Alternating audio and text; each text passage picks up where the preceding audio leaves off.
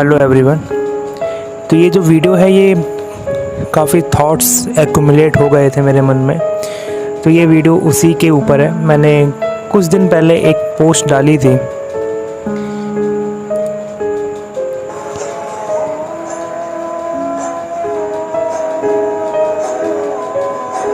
Talk to हू, सबसे बड़ा सवाल आज की यूथ के लिए कि टॉक टू किससे बात करूं मैं। जब हमारा कठिन समय होता है तो मैं किससे बात करूं। कभी कभी होता है जीवन में यार कि दिन सही नहीं होता है, समय सही नहीं होता है, हमारे हित में समय नहीं होता है, हम कुछ काम कर रहे होते हैं पर उसका जो आउटपुट है, जो होना चाहिए था, जिस पे हमारी आगे आने वाली लाइफ डिपेंड कर रही थी, वो आउटपुट वैसा नहीं मिला। हम कभी हार गए, कभी कोशिश की, नाकाम हो गए। जीत तो अभी दूर है। और जब ये सब हमारी ज़िंदगी में घटता है तो काफ़ी दिमाग में बातें आती हैं, ऐसे थॉट्स आते हैं जो हम किसी से सुन नहीं सकते, लेकिन वो थॉट्स हमारे मन में आते हैं। तो इन सभी बातों को लेके आज मैं आपसे गुफ्तगू करने आया हूँ। तो ये हमारे पॉडकास्ट का पहला अध्याय, कठिन समय में किससे बात करें। ये सवाल बहुत ही ज़्यादा महत्वपूर्ण है कि हम बात किससे करें, हम किस पे अपना विश्वास जताएं कि जो मैं बात उससे करने वाला हूँ या जो मैं बात उससे करने वाली हूँ, वो बात वो समझे, उसका स्मरण करें और वो जवाब ना दे, मेरी बात सुने, एटलीस्ट कम से कम मेरी बात तो सुने। थॉट्स कैसे भी हो सकते हैं, विचार नेगेटिव हो सकते हैं, बहुत ज़्यादा नेगेटिव हो सकते हैं, लेकिन अभी हाल ही कुछ समय पहले ही मेरे जो कॉलेज में एक छात्रा थी, उसने सुसाइड किया है। She committed suicide. मैं लाइव स्ट्रीम कर रहा था उस दिन, ये कल की ही बात है। तो जब मुझे वो न्यूज़ मिली तो मैं अंदर से झंझोर गया थोड़ा सा। मतलब मुझे अंदर से एक ऐसी आवाज़ आई कि ज़िंदगी क्या है यार। अब वो लड़की है, जो छात्रा है, मेरी जो बैचमेट रह चुकी है, जो इस दुनिया में नहीं है अभी, वो किस विचारों के दलदल में थी, क्या उसके मन में चल रहा था, किसी को नहीं पता। वो सारी बातें उसके साथ ही चली हैं। और हमारी जो कंट्री है वो भी यूथ से भरी हुई है, अलॉट यूथ, काफ़ी यंग ब्लड है हमारे देश में। और इस यंग ब्लड का, most of the part young blood का, वो एस्पिरेंट है।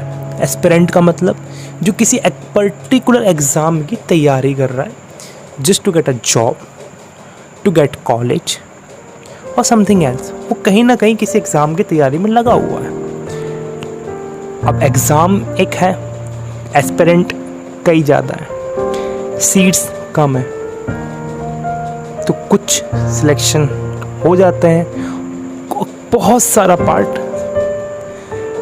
बिना सिलेक्शन लिए ही निराश हो जाता है। फिर आती है निगेटिविटी, और उस निगेटिविटी में आते हैं थॉट्स। और फिर वो एक सवाल आता है कि ये मेरे थॉट्स हैं, मेरे जो मन में जो बनते जा रहे हैं, जो थॉट्स रुक नहीं रहे हैं, वो रेप्लिकेट हो रहे हैं। 1 से 2, 2 से 4, 4 से 8, 8 से 16, 32, 64, 128, 256, 512, 1000, मतलब रुकने का नाम ही नहीं ले रहा है, एक्सपोनेंशियली इंक्रीज कर रहा है। इस थॉट्स के बवंडर को कैसे कंट्रोल किया जाए। तरीके बहुत हैं, लेकिन हम इतना डीप क्यों जाएं? हम एक इंसान है, थॉट्स विचार आना लाजमी है, आने दो। अगर ये थॉट्स आपके मन में बैठे रहे, आपके अंदर स्टोर होते चले गए, ये आपको नुकसान देंगे। जब किसी हमारे इंजीनियरिंग में सिखाते हैं, सिविल मैकेनिकल में सिखाते हैं, या फिर इलेक्ट्रिक, आप नॉर्मल सा एग्जांपल लीजिए, एक वायर है, उसमें करंट फ्लो कर रहा है। अगर वो वायर मान लीजिए 100 एम्पियर करंट को इजीली विदहोल्ड कर सकता है, उसमें से करंट पास हो सकता है। अगर मैं उसमें से 1000 एम्पियर सोचूं कि यहाँ से मैं पास करा दूँ, इम्पॉसिबल है।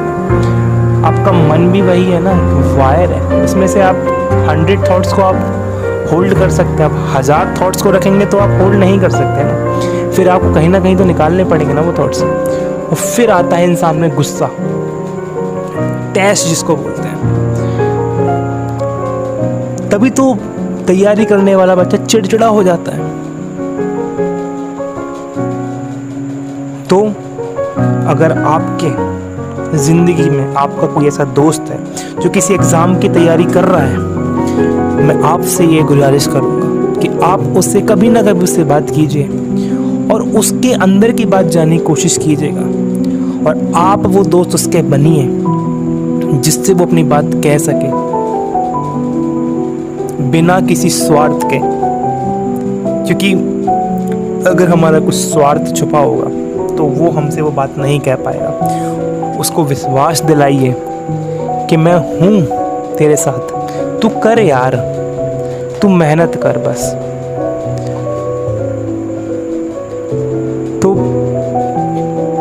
आज की इस वीडियो से मुझे आपको यही संदेश देना है कि किसी भी बात को ज़्यादा देर अपने अंदर रखने से बेहतर है कि आप उसको निकालें, किसी के साथ साझा करें। अब वो आपकी चाहे मदर हो, चाहे वो आपके फादर हो, चाहे वो आपका दोस्त हो, चाहे वो आपका हम सफ़र क्यों ना हो, चाहे कोई महिला मित्र क्यों ना हो, कोई आपका पुरुष मित्र क्यों ना हो, आप निकालिए। ये मत सोचिए कि वो सामने वाला व्यक्ति मेरे बारे में क्या सोचेगा। जिंदगी आपकी है, लेखक आपकी ज़िंदगी के आप हैं, तो आप ही डिसाइड करें कि आपकी ज़िंदगी कहाँ जाने वाली है। तो इन्हीं शब्दों के साथ मैं अपनी वाणी को विराम देता हूँ। मिलता हूँ आपसे अध्याय नंबर 2 में। तब तक के लिए ख्याल रखें, अपना भी, अपने दोस्तों का भी, और चीज़ों को पाइलअप मत होने दीजिएगा, कट डाउन करते चलिएगा। इस टेक्निक पे मैं आपसे ज़रूर बात करूँगा। तब तक के लिए स्वस्थ रहें, पढ़ते रहें। शुभ रात्रि।